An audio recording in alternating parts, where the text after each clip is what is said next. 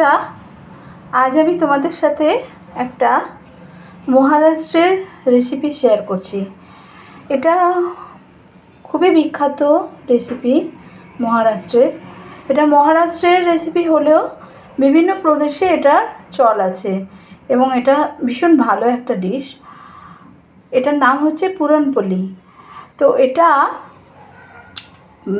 করার জন্য প্রথমে আমি কি করেছি, এই যে দেখছো এই জিনিসটা, এটা হচ্ছে তোমার ছোলার ডালকে গুড় দিয়ে মানে ভালো করে প্রথমে ভালো করে সেদ্ধ করে নিতে হবে ছোলার ডালটা, দিয়ে তারপরে গুড় দিয়ে আরেকটু ফোটাতে হবে। তো আমি খেজুর গুড় একটুখানি বেঁচে ছিল আমার শীতকালের, তো সেটা কি করব কাজে লাগানোর জন্য, ওই জন্য আজকে পুরনপোলিটা করে নিলাম আমি। তো আমি কি করেছি, প্রথমে ছোলার ডালটা সিদ্ধ করে নিয়েছি, দিয়ে তারপরে আবার গুড় দিয়ে ওটাকে ফুটিয়ে নিয়েছি, দিয়ে তারপরেও দেখছি ভালো করে মানে ম্যাশ হচ্ছিল না, ওই জন্য আমি ওটাকে আবার একটুখানি মিক্সিতে ঘুরিয়ে নিয়েছি।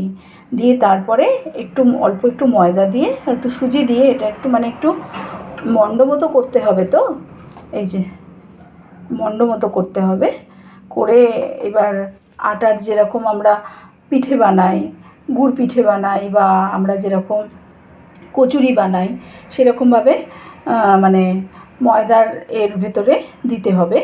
তো আমি ময়দাও মেখে রেখেছি, আমি তোমাদেরকে একটু বাদে দেখাচ্ছি। এখনকার মতন আমি যাচ্ছি, এখন না হলে রিলসটা অনেক বড় হয়ে যাবে। তো এরপর আমি বাকিটা তোমাদেরকে পরে দেখিয়ে দেব। এখনকার মতো বিদায় নিলাম, সবাই ভালো থেকো।